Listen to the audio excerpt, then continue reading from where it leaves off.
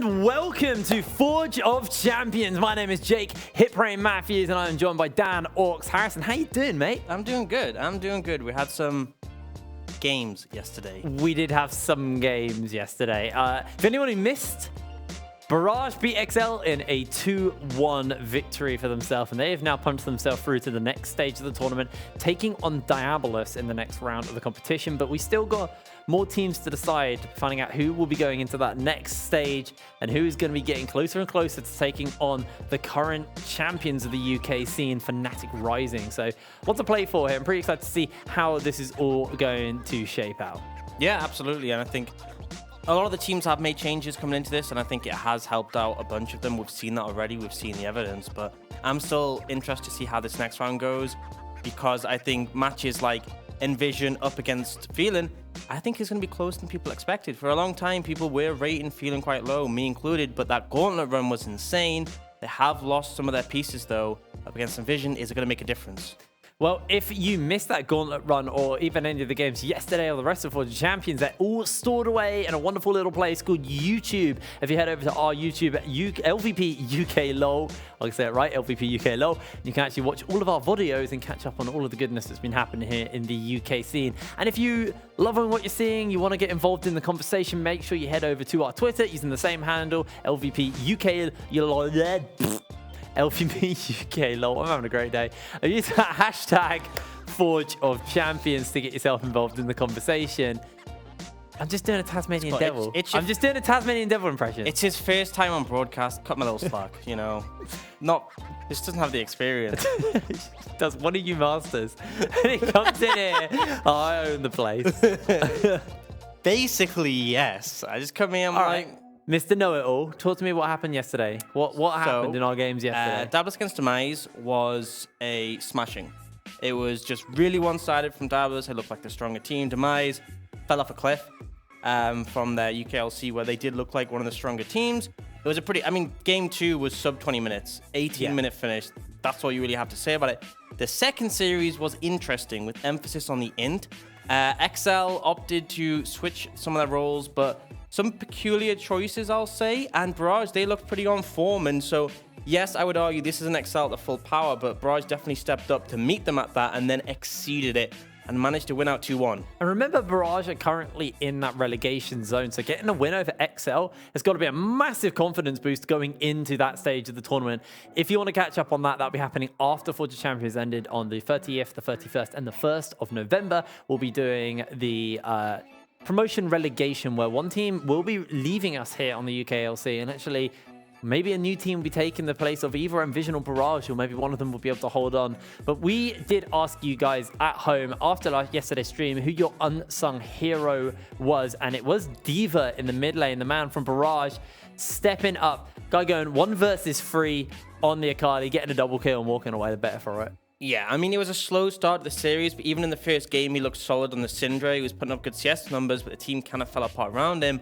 But then from then on out, he was just stepping up his performance. And as you said, game 3 on the Akali, even with the nerf, still managed to make it look absolutely monstrous. So this is the Diva we've been waiting for the entire summer split. I've heard talks about how he's been a solid scrim player and how he's been performing there. And even when Barrage was having issues, he was still making good performances, but it didn't translate onto stage. We're finally seeing that. Well, let's have a little look at our bracket and see how everything has shaped out here in Forge of Champions so far.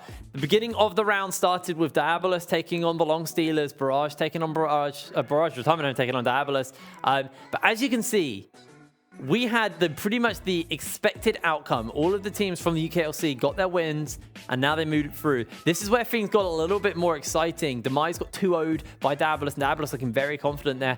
Zen Time at the top of a mountain in Wales has obviously started to really work out for them as they're 4-0 in Forge of Champions. Barrage now got themselves 4 wins for themselves as well. Did drop a game to XL UK, but they still have got that crucial win, and now we only have one LEC sister team remaining right at the end of the run, and that is going to be Fnatic Rising. But for today, we'll be starting off with MNM Gaming versus Enclave Gaming, and then our second series of the day will be Feeling Gaming versus Envision Esports. These are all in best of 3s as well, so we actually get some chance for like some adaptation, you know, it's different play from these teams, because we've been seeing them throughout summer playing best of 1s. Now they're in best of 3s. That's a whole other beast to tackle. Yeah, and MNM have kept their same roster. They they had a really strong performance to start the split, and they even managed to end with getting onto the tower for a brief moment to at least challenge Fnatic Rising, but weren't able to stick the landing. I think it's a situation here, though, for... well, no, it wasn't them getting on the tower. It was them beating XL was the major thing. So they got to the tower finals for the first time for a non-LEC sister team. But Enclave have made some significant changes to their roster. Akabane in the jungle, I think, is a big one to talk about. And I'm interested to see how these teams will match up. Especially with like Beely being a really solid performer and stepping up. I think it will be closer than people would imagine. And I think it's going to be a solid best of 3. I think we're going to have an incredible 2 best of 3s coming up today. But before we get into that, let's have another little step back into yesterday and see some of the highlight plays and some of the kind of standout moments from yesterday's games. Starting out with obviously Barrage versus XL. This was a complete fiesta of a series. Fast leg, playing the Hot Wheels. Landing so many crucial hits on that Blitzcrank. Just really solid. And then looking at Diablo's demise, it was just Diablo's had their number. It was PFI consistently finding the ganks across the games, always being a massive force, but everyone on the roster really stepped up to a decent level. Yeah, overall, it was a really interesting game. I mean, this hook by Fastleg was actually sick. Just the prediction flash onto Sendo, spells his demise, and he goes down. We did see, yes, special, the mid laner playing full AD, full lethality Lee Sin in the jungle, and they sent Taxa, their jungler, onto Zed in the mid lane. Obviously, XL, you know, this wasn't their full form. They were kind of limit testing, is what I'll say here. Yeah, I think it definitely wasn't the same XL we saw at EU Masters. They were obviously trying to win the game, but the direction they went with a lot of their drafts was questionable. It wasn't the same level we're used to seeing, but speaking of a level we're not used to seeing, is Diablos, especially Fury. We see him on this Cassiopeia, was just absolutely monstrous in this situation where 3v1, he comes out with a double kill, and if it wasn't for that exhaust, maybe could have gone even further. Legitimately, Fury and Heathen really stood out for me for Diabolus. These two have been finding their mark, stepping up and doing some incredible things for the team. You do see here, Kasing actually does get an outplay onto D.Va. We were talking about how D.Va is our unsung hero, but Kasing did outplay him there. So, you know, not all the role swaps went completely terrible. Yeah, they still lost. They still definitely lost, and they brought out things like the full AP Malphite jungle, which I'm a fan of, but what I'm not a fan of is just ulting one person, and it was often the jungler, the support, and it's like you pick Malphite to make an impact with that ult, and I understand it's sometimes hard to land on the Akali, on the Ezreal, but if you're picking Malphite and you're only ulting one target and it's to support the jungler, it's not a good pick. Yeah, it wouldn't really work out for them, and things that aren't working out are also the predictions for me. I'm giving Dan a chance. Let's bring those up and see how... Lordy. I am really doing bad right now. So Dan's currently sitting on 3, which is not ideal. I mean, it's ideal for me. I'll take Not that. ideal for me. I mean, you inted Forge of Champions, so... you know, you entered UKLC, so yep. I gave you the opportunity to come back into it. Yeah, and it's an opportunity I needed because obviously it wasn't a great performance, but I'm happy to be back in a situation where I can show that I do know a bit about the game. Yeah.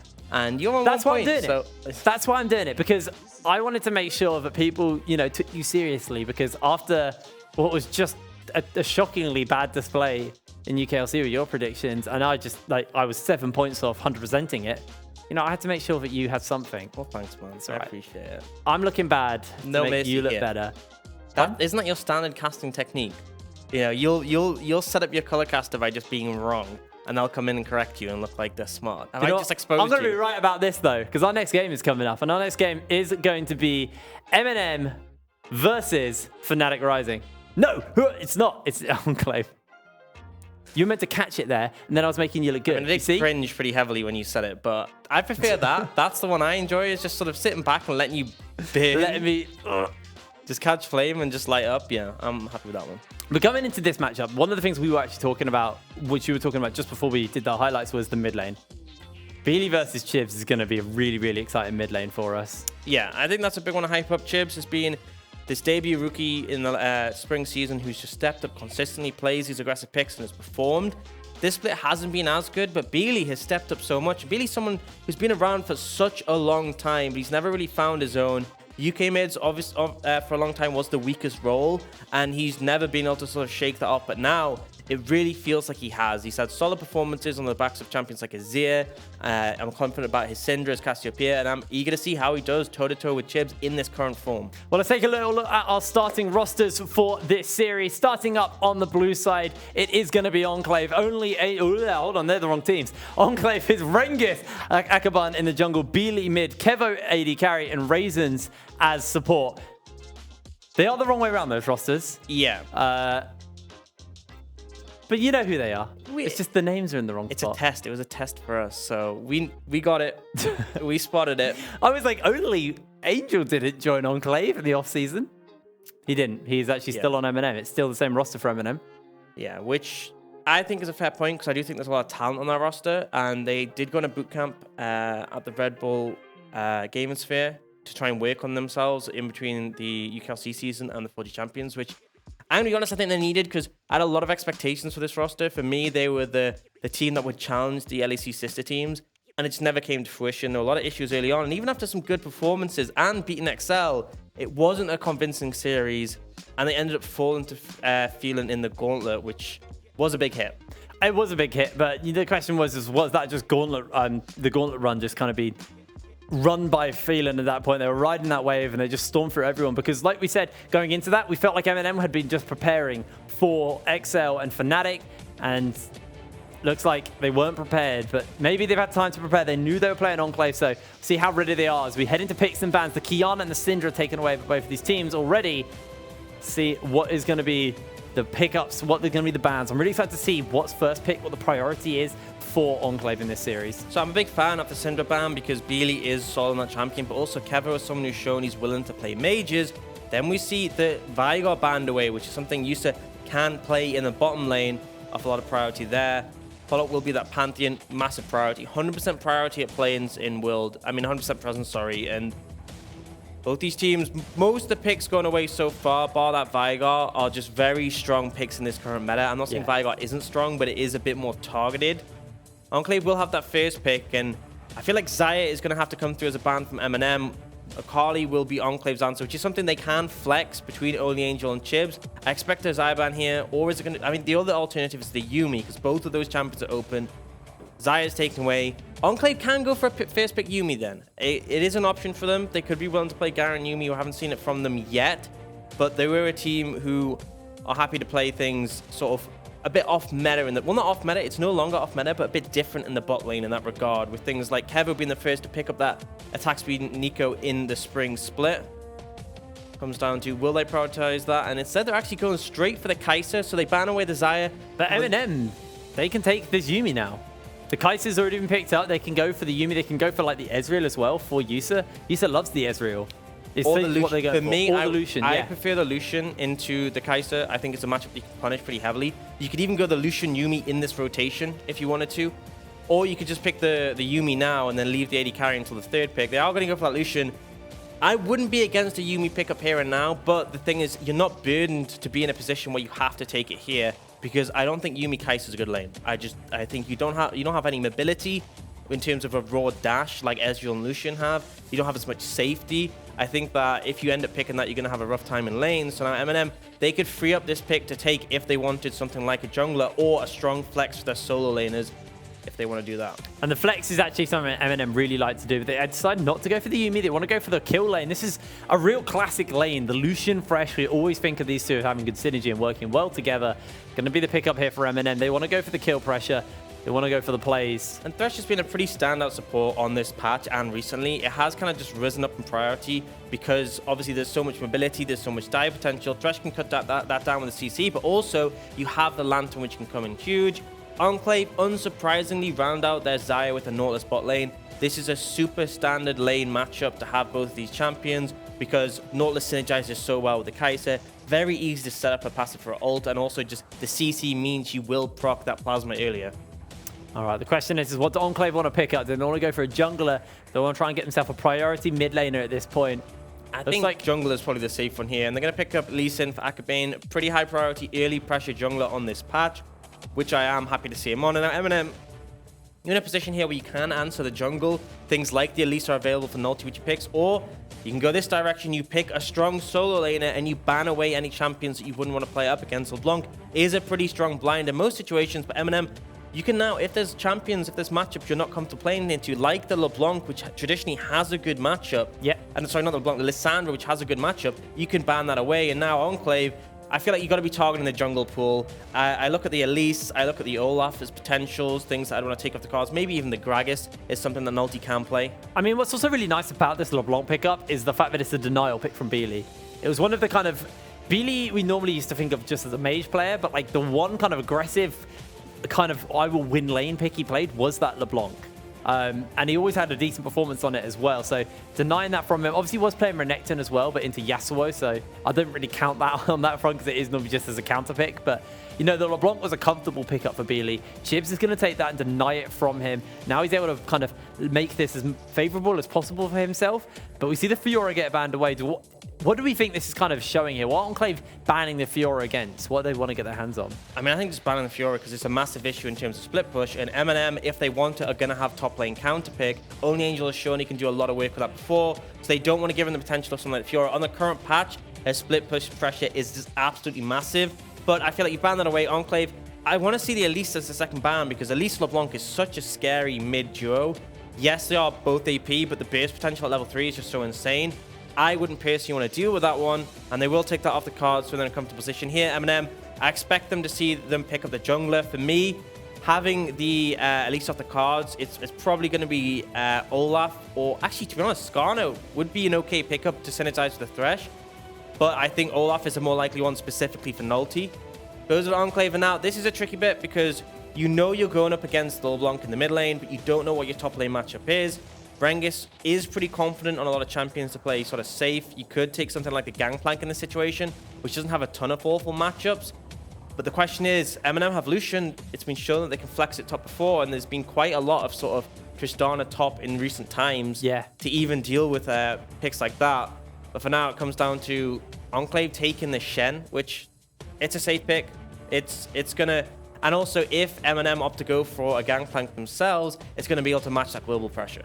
Yeah, and the key thing is, you know, the Kai'Sa slides in, she brings a Shen on top of her as well. It's a massive shield to cut through. She has a Shen delivering it into the team. Big taunt. Can really do a lot of work here for Enclave. Now we're looking to see what they're going to send mid, what they want to put into this LeBlanc. They got 4 seconds to decide. They're going for a pretty safe pick, the Orianna. I'm loving the team fight that Enclave have put together here with the Shockwave, with the engage from the Nautilus and the follow-up from the Kai'Sa and the Shen. It's going to be a really, really big team fight for them. Yeah, and there's clear avenues of scaling for the side of Enclave, which will just exceed MNM Gaming. This is a sort of composition where they're looking to get advantage in the early levels. To be honest, for only Angel, I feel like you either commit to the Gangplank to help your team, or you go something that can aggressively look to apply pressure on the top side. They're going for that Camille, which, although it has strength in the split push, it can also provide a massive threat in the team fights, especially when if you look at Enclave, they have a lot of protection for Kevo, but if he's unable to move, unable to kite, he's just locked in that Hextech ultimatum, he's going to have some trouble. Also, have a look at this bot side. Look at the summoner spells currently kicked in. You see MNM with the heal and the flash. Ignite and flash, obviously, for Yusun Shogun. It's a teleport for Kevo, so... MNM, they're opting into the combat summoners. They want to scrap. They want to kind of get these brawls going. You don't pick Lucian Thresh without sort of a plan to go aggressive in a laner phase and punish them. For me, that's MNM's entire composition. They're looking to play heavily around the bot side and gain advantages. Top side, they do have that late game win condition off the Camille split push, but realistically, they don't want to get there. It's just an avenue of pressure they can apply when it gets to sort of that 25-minute point, beyond just where a strong mid-game composition. For Enclave, as you said, it's team fights. They have the Shen, they have the Lee Sin, which are going to be massive assets in the early levels to provide help for the rest of their team. But it comes down getting those stages where the Orianna and the Kai'Sa are stronger, and they will just handily come out ahead in team fights. But what we have seen for a very long time in League of Legends is the plates can give you so much kind of snowball potential, and obviously, MNM are locking in a kind of early to mid-game comp here into a kind of a late-game scaling comp from Enclave. Obviously, there are avenues and there are aspects That's to why their I'd team. be careful labeling it a late-game composition, because there are definitely tools for Enclave. Yes. And it comes down to, I feel like MNM have given themselves more tools, but they also have more of a burden to execute on them. If they end up making, like, they don't get a big lead from the bot lane or the mid lane, and then Shenot becomes available, that really slows down the pace of the game, because anytime you go for a play, you know you have to deal with that, and it just extends it. Yes, Enclave do want to extend the game out, but they have tools to do so. They're not just picking, you know, Kog'Maw, Kale, Gangplank going, let's wait till 40 minutes. They are actively looking to engage MNM and shut down their plans.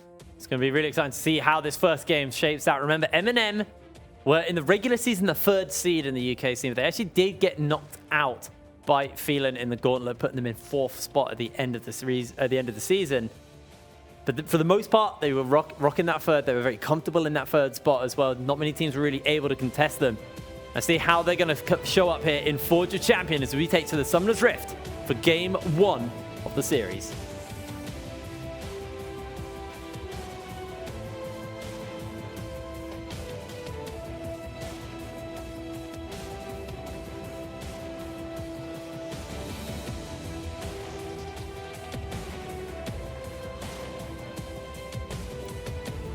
Looking like pretty standard stuff here for both of these teams. Just that line of scrimmage set up along the river.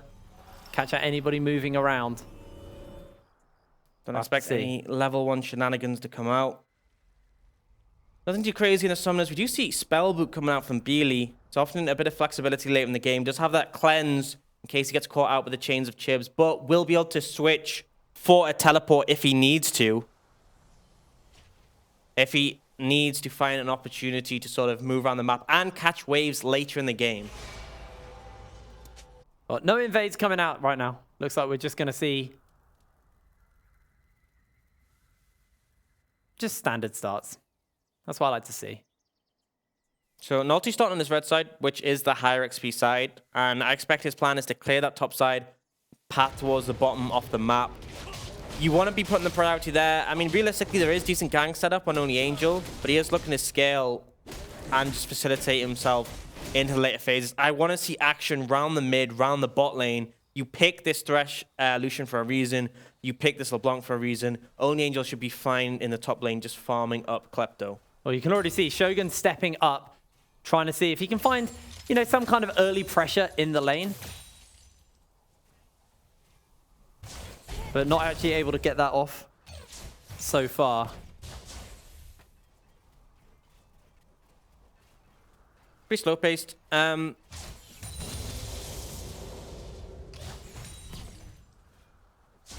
I think something we particularly want to highlight is just the fact that, yes, MNM are on paper the stronger team, but Enclave have been a long-standing roster in the UK. They've been a team who've joined the UK a few years ago, and since then they've constantly been looking to climb their ways up the ranks. And for them, this last split, it wasn't something that they were looking, it was a lot lower than the expectations had been set. And so Forge of Champions has given them a second chance to hopefully work their way up and prove themselves against teams like MNM. MNM already getting a push here in the mid lane, in the bot lane currently. Can see also that mid lane currently pushing in favor of Chibs. As this is the lane we wanted to talk about, the battle of the British mid laners, Beely versus Chibs. You see fairly different champion pools from each other. You see Chibs likes to play these aggressive picks in the LeBlanc, in the Aurelia, or Beely opts into more of these kind of magey style mid lanes. And that was a general trend. We saw a ton of Azir from Beely, we saw a ton of Corki, but more recently he's shown a willingness to pick things like the Akali, be more aggressive.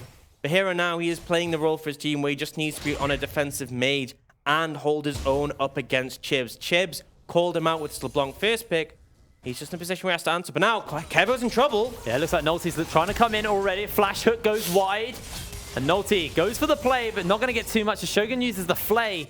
The hook miss does spell MNM's gank as a failure. It was ambitious, and it actually just is a trade up for the side of Enclave. They get Shogun's flash, and they trade no summoners in return. They just went in range to assist Nalty there. He clearly saw Kevo walking towards him in the brush and was like, this is go time. He's in a really bad position. But at the end of the day, if Shogun's not there to land the CC, the play is not going to work. Does mean that the push is now going to be Enclave trying to push up here towards MNM. And I'm pretty comfortable holding the wave here for the moment. Need to be a little careful for that hook, as it's already been thrown out by Raisins. Lantern means Yusa won't take too much damage on the tail end of that. Now Nolty on this top side of the map, just looking to get his Krugs. Trying to get that experience for himself. As Only Angel with the Kleptomancy, obviously, Trying to pull himself as much gold advantage ahead as he can over Rengus. He's got the CS lead already. He's spelling a 300 gold lead early from the side of MNM. I think a lot of that is in the top lane. You can always see a massive CS advantage growing for Only Angel, and he has that Klepto as well. Rengus will be able to equalize some of it with this wave, but at the end of the day, he still will be down on farm, and this is still a Camille who will scale up to be a monster. But overall, with 5 minutes in the game, we're 0-0. We see Rengus approaching that level 6 point. This is the big point that we were talking about for Enclave, where if they get to level 6 without any action on the map, they're going to feel a bit more comfortable because they have access to that Stand United. Now, if Nulty goes for a play in the bot lane, goes for a skirmish in the mid, Rengus will soon be able to assist that, provide the shield, and potentially turn it around. So, level 6, that is the point we are waiting for when Enclave can really start to counteract and match some of MNM's plays. Or alternatively, MNM just go, well, we can't make them. Are they going to do anything prior to that? Now, Chibbs, he's hit that level 6 mark on the LeBlanc. Obviously, he has that double kind of sigil you can use. Double distortion is... Only Angel actually goes in for a light trade onto Rengus. Taunt will come down, and the Shroud means Only Angel not going to be able to put too much more damage in. But at the end of the day, Only Angel wins that trade for 2 reasons. I mean, he definitely wins that trade. Okay, he wins it now. But he won that trade anyway because you look at his inventory. He just picked up a health potion and a mana potion for that trade. He also has a Vamp Scepter, so he's going to sustain up. He's comfortable consistently trading with Rengus, but now... looks like the play's being set up. Kevo's ignited already. The ulti comes down. In comes Nulty, though. Shogun trying to just buy time for his team. First blood picked up for Kevo, and Enclave turned the play around onto MNM. Great bait. I mean, it was a good bait, but I wouldn't say great bait just because of the fact that it felt almost unnecessary to burn the Shen ult there. That play could have gone off just with the numbers advantage off Nulty. Kevo overstepped, ended up burning his flash, and then it was kind of a panic Stand United, so... could have been better executed. At the end of the day, they still get that kill onto Shogun, punish him for that flash usage earlier. This now means that they are without that Stand United, without the TP as well from Rengus. So they definitely have to step back, and this means Nulty's in a position where he's confident to start up this first dragon. He knows Enclave's top laner will not be able to join and assist this. And this is Olaf. This is what Olaf does. He takes these drakes down so quick. His passive makes it nice and easy for him. A little bit of help from Shogun, but Nulty feeling comfortable on his own. As the reset came out from Enclave, no one's there to contest. Picks up the Cloud Drake, and already MNM have gone back down to this bot lane, try and catch this wave. Tear the Goddess and Pickaxe now picked up for Kevo, where it's just the Warhammer for Yusa. And it's a good position to be in if you're playing a Kai'Sa, because her items are just so much more cheaper than most of the AD carries. Especially you go on this Miramana build path, it's, you know, so much less money compared to all these expensive Essence Reaver, Blade Rune King build options to Yusa. So if you get ahead in terms of the curve, you're already going to beat them out in terms of having cheaper items. So it's a really comfortable spot, especially when we talked about pretty heavily before the game. Enclave are looking to be successful as we go further into this one. Only Angel now going for a trade with Rengus. Actually, kind of loses out on that a little bit, but Only Angel still has potions to work with, has the Vamp Scepter, so a lot of sustain.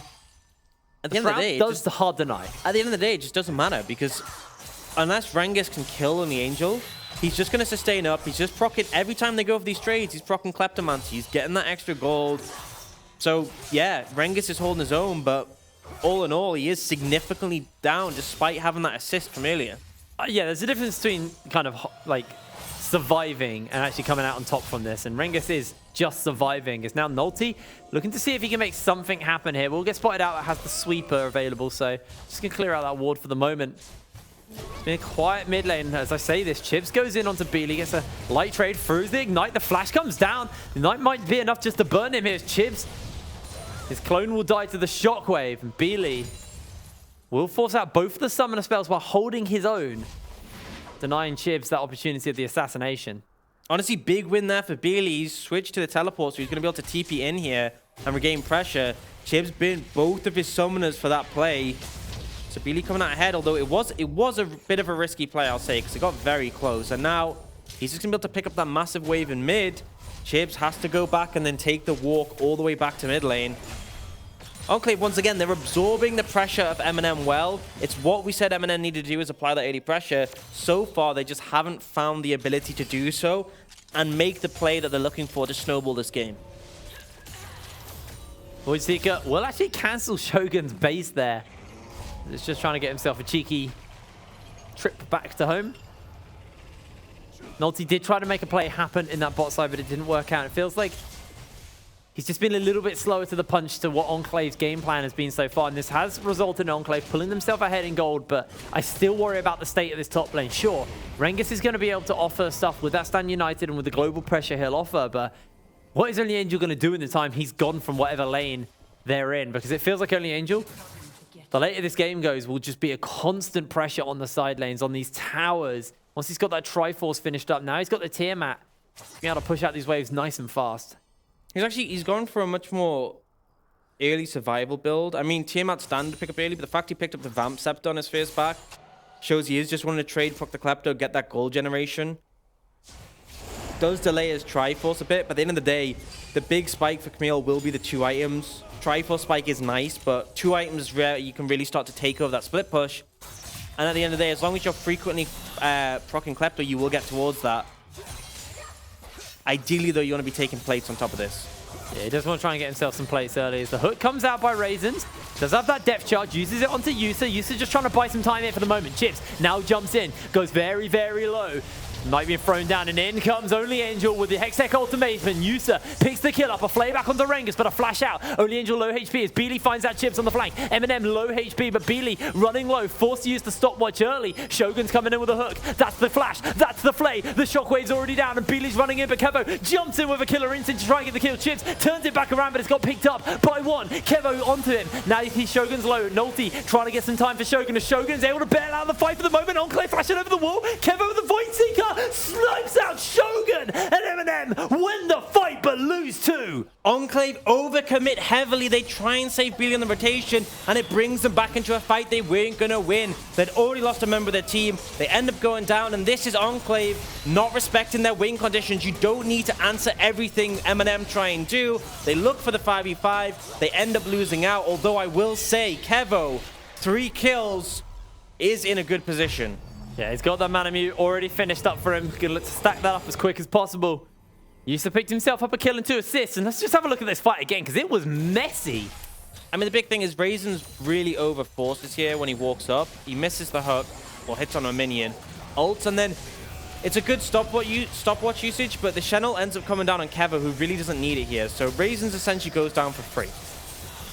Now it's a 3v4. They do get a lot of damage on an Only Angel, but you got to remember that in this situation, it's now a 5v4 on the map. Chibs finds Beely out, and at first, it looks like Beely is able to survive this one because his team are there sooner, but it's still a numbers advantage over the side of MNM. And so, yes, they get close to taking out Shogun, but it's still 3 members. There's some great CC coming out from them to stop the Lee Sin, and then, honestly, it was a saving grace of Kevo. This was the only reason this was remotely close, because that was overall a 4 for 2 for MNM, so pretty heavily in their favor in that regard. But Enclave, they managed to get the reset off and get this Mountain Drake. That's great, but in return, MNM picked up the Herald. They give all those plates over to Yusa, and this is a sort of momentum that we wanted to see coming out of MNM with this composition they drafted. But Yusa is still just 500 gold down here. Now Shogun finds a hook, uses the box already. Rengus forced to flash and taunt over the wall. They're going to use the momentum from this Rift Tower on to the turret. Try and get some additional gold here. They've got the demolish, they've got the damage to work with, and they should be able to pick this turret up in the meantime.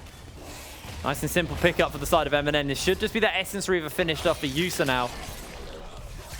And that probably will equalize the gold difference between these 80 carries. Enclave did trade for that bot lane tower, so it's not completely MNM favored, but overall, they make a solid play. They do what they need to. Oh, Yusa.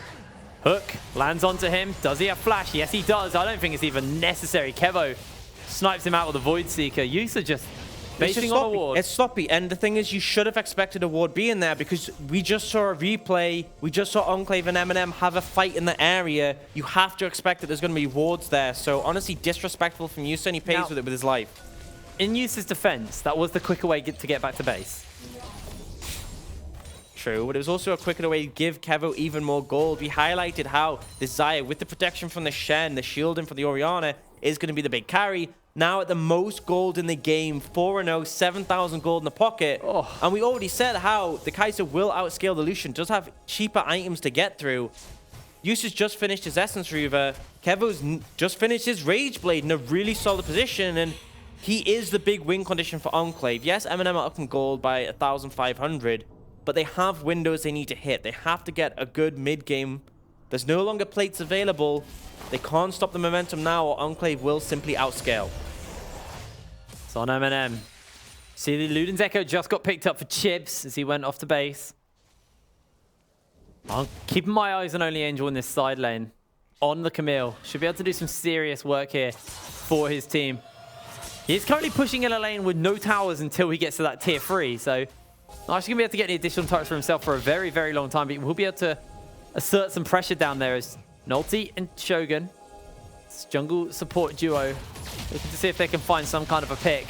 I mean, it's a trio with a LeBlanc. It's so threatening, and you have to respect it. There's no way you can step up on that. So Enclave just just give up the pressure. 2 minutes till Infernal is probably going to be the next big objective. You may see some back and forth to try and get priority on it, but for now, looks like MNM have diverted the pressure bot. They're looking for Beely on the tower, but he's got heal, he's got cleanse.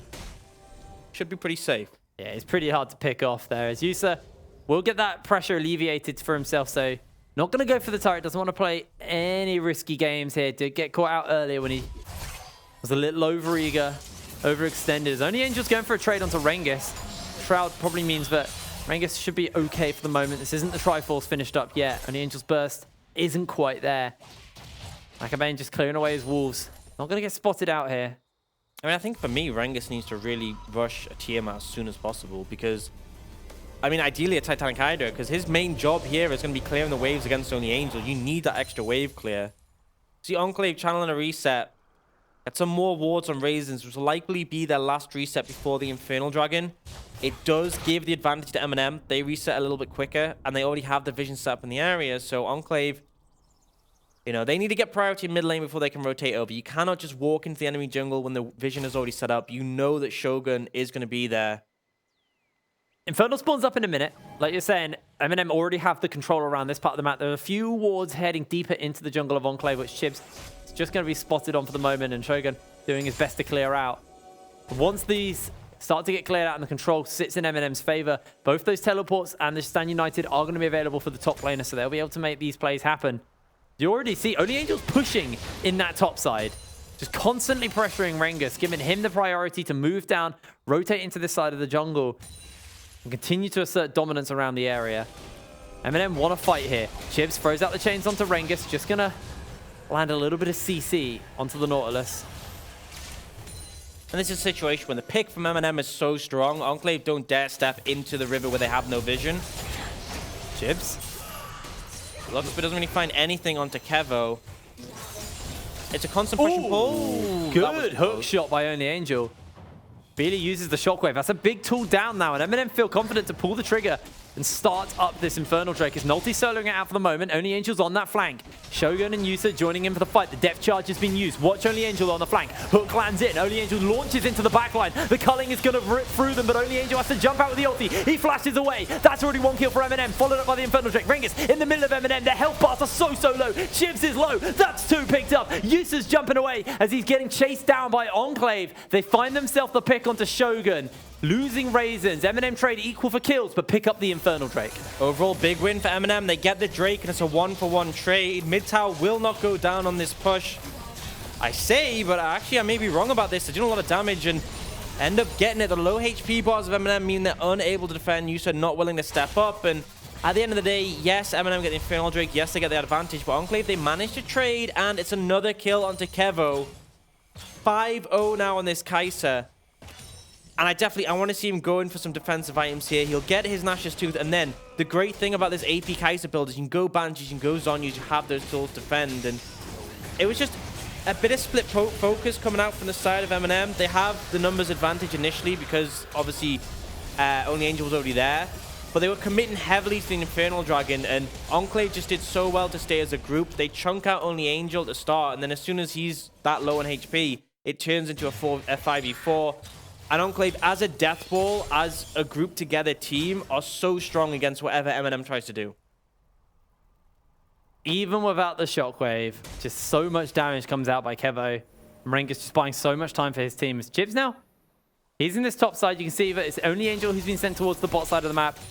Yusa hasn't reset since that last fight, so he's now gone to base, picked up his Infinity Edge to go alongside with his Essence Reaver. So A lot of additional damage, a lot of expensive items now on Yusa. Have to see how effectively he's going to be able to use it. But like you were saying earlier, the cheaper items and the better scaling at the moment for the Kai'Sa means Enclave, they're in a pretty comfortable position with Kevo at the moment. Yeah, I mean, you've just bought 2 of the most expensive items for Yusa. Kevo's in a much more comfortable position. That Mirror Mana, once it's stacked, is going to be a massive asset for him, and it's such a cheap item to pick up. And he gets the extra benefit because of his evolutions on his kit. Enclave, yes, MNM are up 3,000 gold. Yes, they have the Infernal, but they're in a comfortable position. And the critical thing is Enclave are able to get that Mountain Dragon. That maybe could have put more threat for MNM onto that Baron if they could clear away the vision. But in this situation, they're not really in a window to do so. And so Enclave, they're happy just to sort of sit back and hold the lanes as they are and just establish control. All of Enclave actually on this bot side of the map. There is a lot of vision there for the moment, being slowly cleared out. So they were aware. Only Angel's able to step back nice and safe. Chib's gone to base to get himself a bit of a reset. And we were talking about these mid laners, and it's not been quite as exciting. It's really been the Kevo show here for Enclave, and Only Angel and the split push has been our kind of priority to watch here for MNM. But I do want to see both Beely and Chibs kind of step up. The summer split was a very exciting time for me for both of these mid laners. Beely looked fantastic. I was really, really impressed with the show he put on throughout the entirety of the summer split. Chibs was the MVP, the rookie of the split for the spring season. And he just didn't seem to find that mark. No, definitely didn't look as good as he did in spring. And this is a game where he really is going to be at his limits because he's dealing with a really fed AD carry that picked up that third item, that Nash's Tooth, and he's the one who needs to put pressure down on the Kevo to find those windows so he's not just able to freely deal damage out for the entire fight. MNM, they had this really early mid-game focus composition, and then they've probably hit the mark, but they're looking for a play here. Rengus gets caught out by the hook shot, already uses the taunt. The Hextech Ultimatum pins him in place. Lots of axes are being thrown down, and Rengus gonna get taken down nice and simple, but Raisin's now in the middle of the fight. Yusa's putting some serious damage out. The flash kick by Akabon, he gets out with the insect. 2 kills for Enclave in the mid lane. And it's a simple rule of League of Legends. If your team's making a play on the other side of the map, you back off. MNM opted not to do that. Yusa and Shogun get caught out, and that great play they used to pick out Rengus, all for nothing. It's, you know, push the wave. You know the play's going on bot, so back away. Yusa shouldn't be walking up here. And both of them end up getting caught out because Shogun stays to try and save him. And you know your jungler, your top laner aren't able to assist. They're going for a play bot lane. Just honestly disrespectful from MNM's bot lane. Seriously disrespectful. Great play there by Akabane to make sure that not going to be losing Raisins there at all. Raisins now moving in with the pick, able to open up some vision for his team around this Baron area. No team has full dominance of the area yet, though. It's one of the key things to note. However, full dominance. Look at Kevo's items now. Fully stacked on that Mirror Mana, has a 3-item spike, got that stopwatch. He is going to be such a monster in team fights. He's got the Baron, the Mountain as well. So this Baron will liquefy to Kevo at the moment. He's going to do so much damage to that objective. But for me, the more important thing isn't so much Enclave having the Baron, it's MNM not having the Baron. MNM have control, they have a great pick composition, but the Baron's pretty slow. If they had a team who was a bit faster at doing this Baron Nashor, there would be a lot more threat to it, especially if they had that Mountain. Because there isn't a ton of threat, I feel like Enclave, they don't have to invest too heavily in contesting this Baron vision because they just realistically know MNM take too long to do it. Especially when, I mean, Only Angel isn't going to be grouping with them around Baron. And Yusa has built so far no real attack speed. He hasn't picked up that Zeal item compared to like the Belated Rune King build, which would do more DPS on the Baron. He's got a very AD heavy build.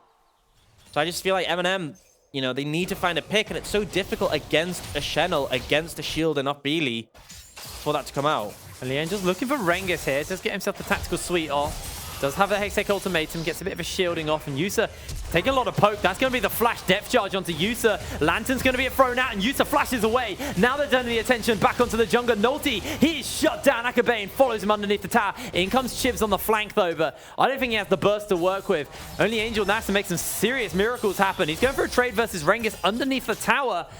Hextech Ultimatum available to him, and that hook shot. Rengus is going to get caught out. Only Angel forces the flash, able to pick himself that kill up, but the Baron is being started up here for the moment. Half health on that objective, and Only Angel, he's low HP. Chibs is going to have to make some kind of a miracle happen, unable to. Jumps in with a double distortion, unable to steal away. The tower will finally fall to Only Angel. But that's Baron for Enclave. Yeah, that's not an issue. All Enclave need to do is recall and then make the play through bot lane. You shove that lane up. Only Angel doesn't have an open inhibitor to target. Really good position for them. And honestly, this entire turn of play just started from one thing. What was Yusa doing in that position? Constantly overstepping and just letting Raisins walk up and depth charge him. Why was he there on half HP? I can tell you why he was half HP. He kept taking Void It just Seekers. blows my mind, though. I mean, this is a bot lane who I was super hyped to see in the UKLC. Yusa put up a great performance last year and then a solid spring split. And it's just like, why are you there? Why are you there on that HP? Giving them a free way into the game and an opportunity to do this Baron. You were up in gold. They should never have been able to get the priority on this Baron.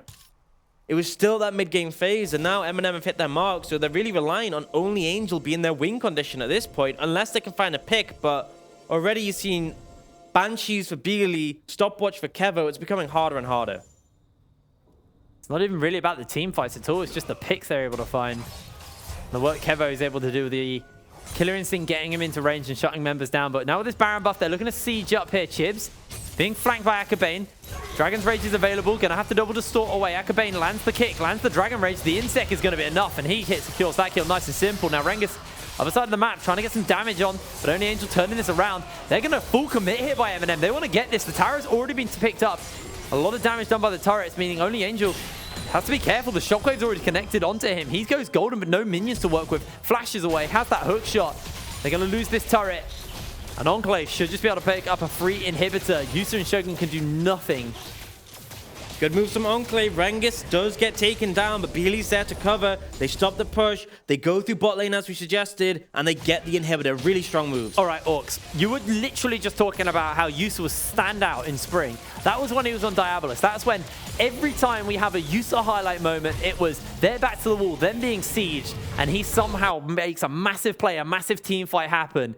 We want to see that Yusa if MNM are going to pull this game back. I don't think it's about the Lucian here. I think it's more going to be about what only Angel can do in the side lane or what Chibs can do on this LeBlanc. Because, I mean, look at Enclave. They have the shielding from Beely, who has a Banshees. They have the shielding from Rengus' ult.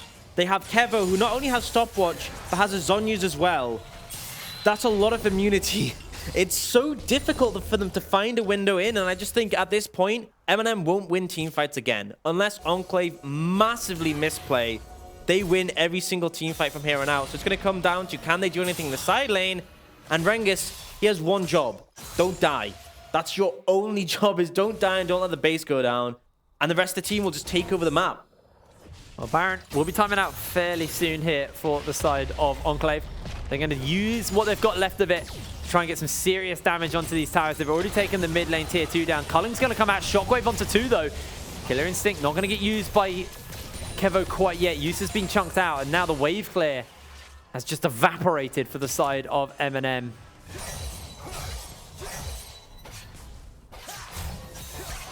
And Angel will be able to do a lot of damage here. If the taunt misses, you're really in trouble. Only Angel can just finish this off. Nothing he can do. Yeah, the rest of the team haven't even gone to base yet. They're onto the Dragon. They want to get this Infernal. They might just lose an inhibitor here for this. This will be the trade. Inhib for the turret, for the Drake. But actually, only Angel doesn't quite have the damage to deal with it. And now Beely's coming in time. The hook shot will bail only Angel out, but Rengus not going to follow up. It's a bit sloppy from Rengus, though. I mean, you missed a taunt, and he's not the first time he's done that in this 1v1, and then it just means only Angel can do what he wants. You literally have one job, and that's clear that wave up. Kevo, he's got the damage for Yusa. Yusa tries to get the damage off, gets the stand united, and the depth charge is not even going to be needed. Used onto Shogun, Nolty being chased down by 5 members of Enclave. Has got the Ragnarok for the moment, is unstoppable, but he gets taken out by a Dragon's Rage. Big play from Kevo, but I gotta say, Yusa, really? What did we just talk about? The Stopwatch and the Zhonya's are available for Kevo. The Stan United as well. There is no way you're going to be able to burst him out unless his keyboard disconnects. And yet, Yusa goes for the play, and Yusa's team will have to pay for it. And now trying to defend here.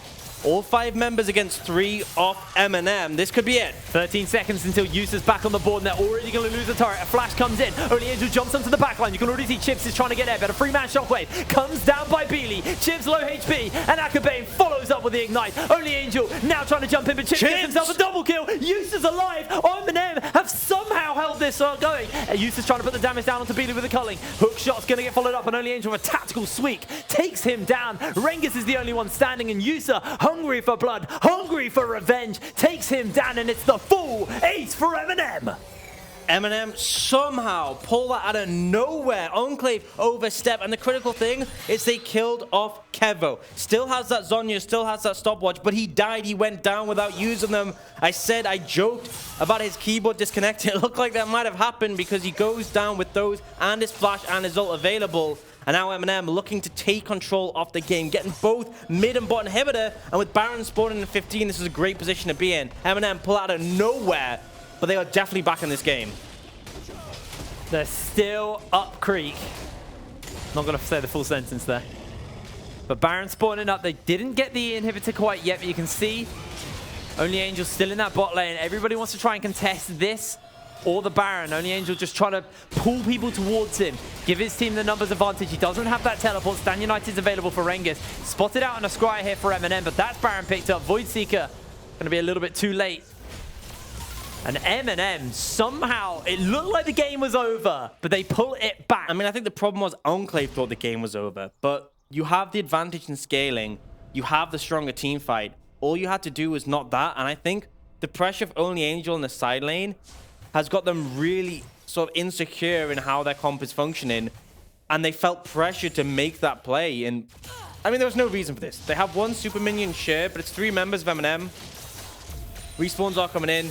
They commit the TP, and we just have to watch Kevo. Look at Kevo in this situation. Everyone commits onto him.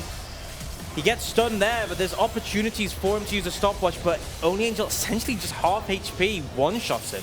I got completely baited as well by Chibs. His clone vet died. So the fact he was able to flash the store and get those 2 kills, that was so big for them. There's just a situation where the burst wasn't respected by Kevo. He had his ult, he had his flash, he had his Zhonyas, he had his stopwatch, and yet he goes down. Chibs jumps in with the distortion. Does a lot of damage to Akabane. That will send him packing for the moment. Baron buff still available for MNM, and they're starting to go for a 1-3-1. Putting ulti in the top lane just to shove in those super minions, but the threat is permanently there from Only Angels. Now level 18, 407, and doing a monstrous amount of work on this Camille. And I said, this is the late game win condition that MNM have drafted. It is the split push. But they're still going to have the ability to use, and Rengus is so scared of him. Even if you land the taunt, I think he's afraid he'll just get blown up. I mean, look at the damage Only Angel does. That'll be one more auto attack, and he takes that down. That's the top lane inhibitor. No, it's top lane and bot lane inhibitor down. The mid lane turret running low already from the siege, and the minions are onto the towers. Enclave, they were moments away from pulling this game back, and now they only have 1 inhibitor left. Akabane goes for the insec onto 1. In comes Beely. A shockwave lands onto the 1 though, and Chibs is low. That's going to be 2 quick kills picked up for Kevo. It looks like now Enclave are going to be sent packing. Ghost was used by Beely. They're not going to commit for more. Enclave, now with their backs to the wall, bite back. They managed to find a kill onto Only Angel, get that shut down. Believe it went again to Kevo, so even more gold in his pocket. But at this point, realistically, that's not the important thing. They send Beely to base to try and clear out these waves. Rengus is there as well, and the rest of them are looking to push. 2 members down. Pretty long death timers for MNM, but honestly, I don't think they can get much here. I feel like they're going to have to back off and take the dragon as a consolation prize. With 3 inhibitors down, Enclave aren't in a great position. Really not. Baron buff onto 2 supers as well means it's even harder for them to make any kind of a siege happen. 1 versus 3. Sorry, 3 versus 3 in the mid lane. I mean, they're the actually respawns are coming forward. Yeah, then they're not even going to get the dragon. They could have gone for that cloud and at least secured that, but instead it gives triple cloud over to MNM. And as much as people like to talk down this Drake, it is still going to be a useful one. That extra movement speed can come in clutch. And on top of that, it's another elemental Drake for the Elder Dragon, another win condition for MNM. But right now, with 3 inhibitors down for Enclave, they've got to be feeling pretty comfortable. And pick that up. Next Drake up will be the Elder as well here. So, Baron buff full timeout fairly soon. MNM not going to be able to make any more of a siege work with it. They're going to have to rely on the supers and what they've managed to cement for themselves with that objective. Kevo now, full build on this Kai'Sa. Everything has been funneled into this man. It's on him if Enclave want to pull this game back. You know, the double defensive comes out, the Zhonyas and the Banshees. He knows it's just so important for him to stay alive. But for now, it's not even about that. It's about wave clear duty. They just want to protect their base for as long as they can. And then I'm going to escort the super minions in. And the one saving grace for Enclave is they do have a ton of wave clear between the Kai'Sa and the Orianna. Chibs is looking. Chibs goes in, gets a lot of damage onto Akabane, sends him packing, forces the Dragon's Rage out. The Depth Charge was also used by Raisins. It's 2 big ultis used by the side of Enclave now. And it's only cost just a Mimic by Chibs, a very short cooldown ability. Akabane's healed up and joined up with his team. Didn't lose his GA, just been able to get that, and the hook's going to go wide. Trying to find that opening. Look for the ball, though. Big shockwave. Only lands onto 2. Shogun gets instantly deleted in the 1-for-1 fight, though. A lot of damage coming out by Yusa onto the members of Enclave. In comes Kevo. Yusa goes golden. That's going to be the hook shot. They're trying to get the damage off. Yusa flashes over the wall. That's a Hextech ultimatum. Yusa, he's going to go golden. They're trying to get the damage down, and Kevo will finally be shut down. Akabane being hook shot onto, run down, and Enclave lose their jungler's GA. They're going to pick him up as well as he's looking for the ward hop. Chibs goes golden to make sure he's not executed, and only Angel, with the longest hook shot in the world, slides into the back of Raisin's pocket and chunks him down. Turret number 1 is going to fall. Turret number 2 short to follow. They're looking for some glory kills onto Raisins, but he is not giving it up for the moment. Beely, Shockwave will be coming up fairly soon for him, and only Angel takes out the support. The inhibitor, so the Nexus will be the focus here. It's only Angel gets taken out by Beely. Axes are landing, but it's not going to be enough damage in time. Chibs. There we go. That was that ending was messy. MNM take game 1 in the series.